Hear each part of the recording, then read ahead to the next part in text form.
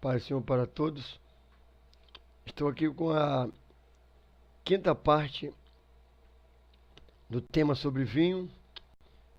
E essa quinta parte eu vou tratar de uma conclusão e alguns argumentos que eu quero colocar aqui para você refletir sobre como era efetuado o processo e é atualmente o processo da confecção do produto da uva. E vou entrar ao finalzinho falar sobre a minha introdução e na outra parte eu quero concluir para que você não tenha mais dúvida que um cristão de verdade, à luz da Bíblia, ele não toma nenhum tipo de vinho embriagante. Uma coisa é o suco da uva natural. Isso a Bíblia não condena, mas o vinho fermentado, nem pouquinho nem poucão.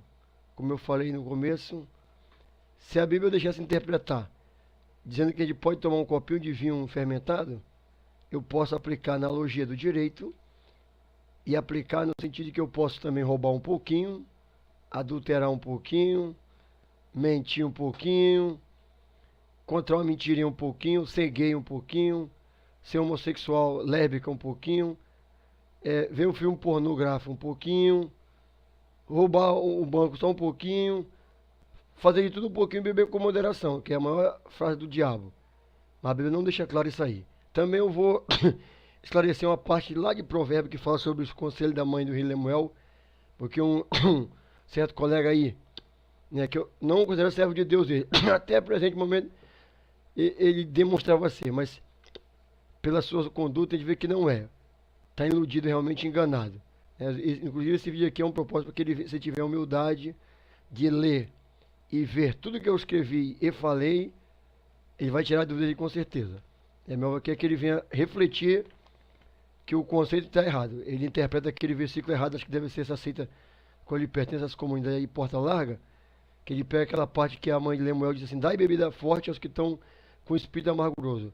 Interpreta literalmente aquilo para justificar. Né? Então eu vou fazer um comentário sobre esse tema aí, falar sobre Noé, sobre Ló, casa de Paulo, cada um desses temas aí que os caras que querem justificar essa pouca vergonha aí, querem usar, eu vou interpretar a luz da hermenêutica sagrada. Porque uma das coisas que as seitas, né, ou essas comunidades, ou essas igrejas fundadas sem fundamento bíblico, que não tem conhecimento da Bíblia e querem avalizar o pecado, é pegar textos isolados e aplicar sem o devido contexto. Né? Você que está me ouvindo aí, meu amigo, que entende assim, né? Procura uma igreja batista, um pastor que tem uma formação teológica, ou uma assembleia, ou um presbiteriano, que vai te explicar esses versículos que eu vou explicar aqui. Eu vou falar e vou explicar, mas você não concordando, não aceitando, pergunta para quem fez teologia que ele vai te explicar à luz da hermenêutica. Né? Então é em cima disso que eu quero comentar aqui. Como eu disse, o meu propósito aqui é mostrar à luz da Bíblia exatamente aquilo que Deus quer mostrar através da palavra. Que a Bíblia não é uma interpretação isolada. Você não pode interpretar um versículo sem o seu devido contexto. Né? Nós até no seminário a gente aprende que texto sem contexto é sinônimo para pretexto de heresia. Ou seria pretexto para heresia. Então a Bíblia ela é autoexplicativa. Ela se interpreta por ela própria. Então quando nós pegamos, vendo esse lance de pegar texto isolado, como o caso lá do caso que fala de Jesus que era um beberrão de vinho, esse que o versículo o cara colocou aí, querendo polemizar, é porque realmente o seu líder, o seu pastor aí, ele não tem conhecimento teológico para poder interpretar a coisa correta. Até porque Deus não se contradiz naquilo que ele fala. Então eu vou ler aqui um comentário que eu levantei aqui nas minhas pesquisas sobre o processo de vinho. Né? Como eu tinha feito nos outros vídeos, eu quero sempre ler o versículo básico, o texto que ampara isso aí, que é lá em Provérbios, parte muito conhecida, 23, que é a parte que fala exatamente sobre o vinho. Eu estou com a Bíblia aberta aqui, eu tenho ela aqui digital. Então eu vou ler para os amados, para que vocês possam fazer o nexo causal entre aquilo que eu estou falando e aquilo que eu estou explicando. A passagem conhecida nós sabemos é o texto básico.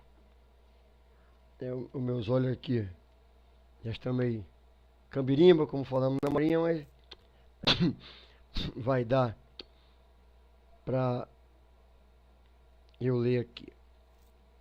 Provérbio 23, a partir do 29 diz assim: para quem são os ais, para quem os pesares, para quem as pelejas, para quem as queixas, para quem as feridas sem causa, e para quem os olhos vermelhos?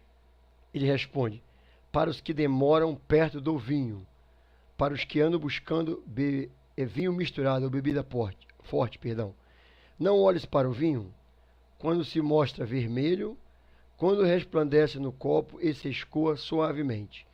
No fim picará como a cobra e como o basilisco morderá. Os teus olhos olharão para as mulheres estranhas e teu coração falarás perversidade. Serás como o que deita no meio do mar e como o que jaz no topo do mastro. E dirás: espancaram-me e não me doeu, bateram-me e nem senti. Quando despertarei, aí então beberei outra vez. Então, continuando,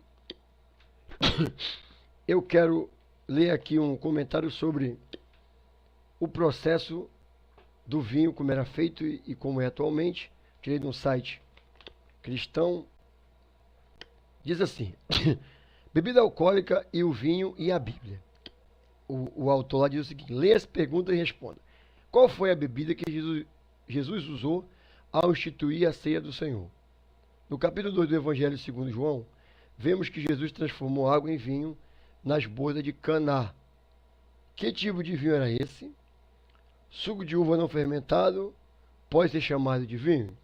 Então, diz o autor: antes de compreendermos o que a Bíblia Sagrada nos ensina sobre o vinho, estou um pouco rouco, mas procurar tornar audível e compreensível a minha voz, convém conhecer um pouco sobre o processo de fermentação, que no caso, em lide, usaremos como exemplo o suco da uva.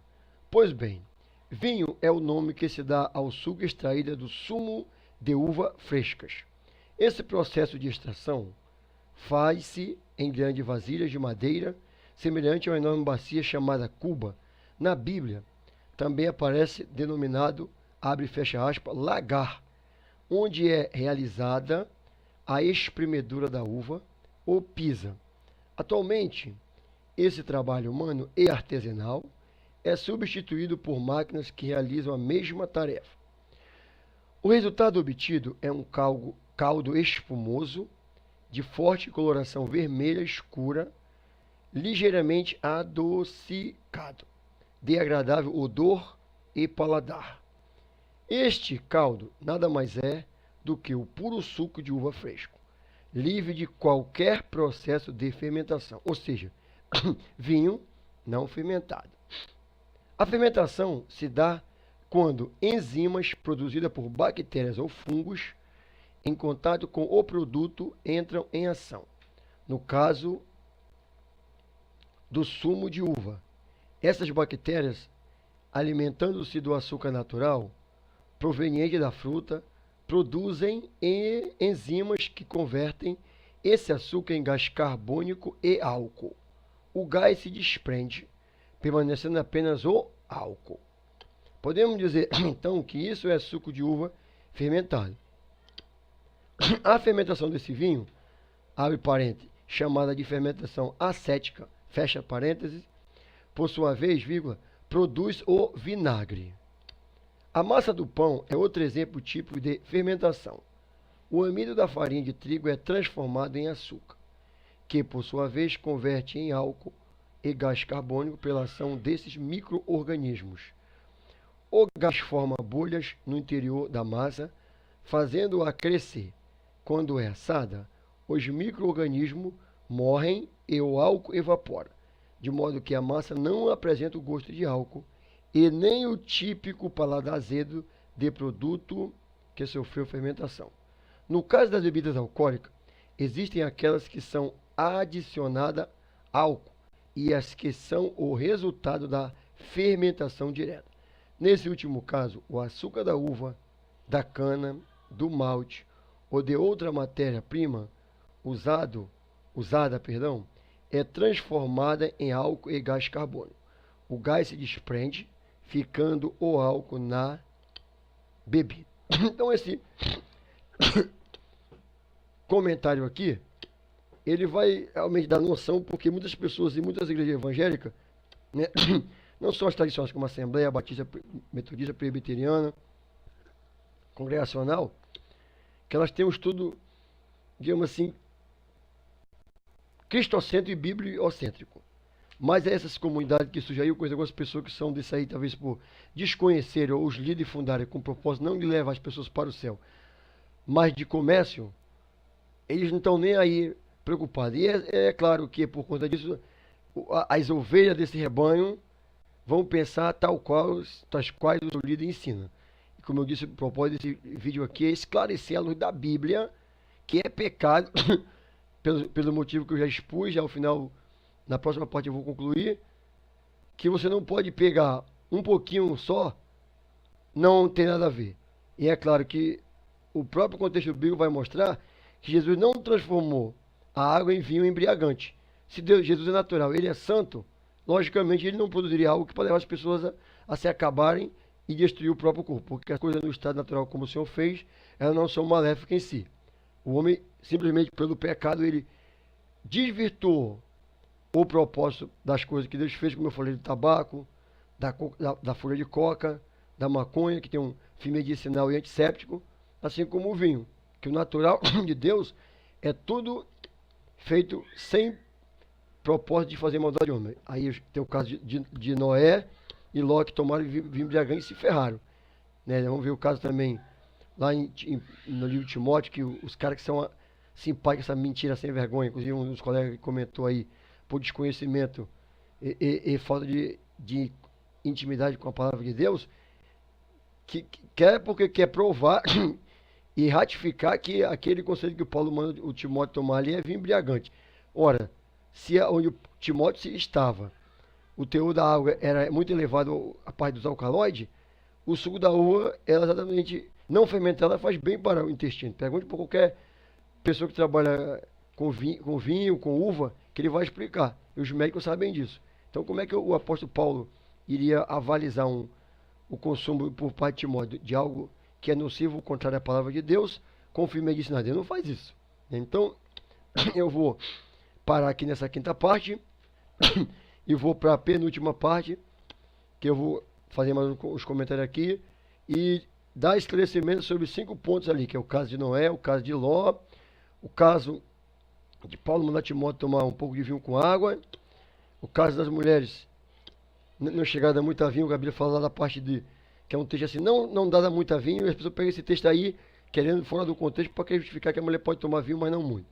Né? E lá o caso de Efésios diz, não vos embriagueis com vinho, e no final eu vou explicar, refutar o texto que o colega colocou aí, por falta de conhecimento, enganado talvez por seu líder, que não deve ser de uma igreja ortodoxa, né? Pelo que eu sei, ele congregar nessa igreja porta larga aí, que avalia essa pouca vergonha, e eu não tenho medo de falar a verdade, porque amar pessoas não significa coitar o pecado. Ele nos amou o povo de Israel, por isso ele castigou. Né? Disse a Bíblia, qual é aquele filho que o pai ama, a quem ele não corrige? Então, se nós corrigimos uma pessoa, porque nós queremos que ele tome vergonha na cara e saia, senão deixa ele entregar o pecado, ele ia para o inferno. Então, quero concluir aqui.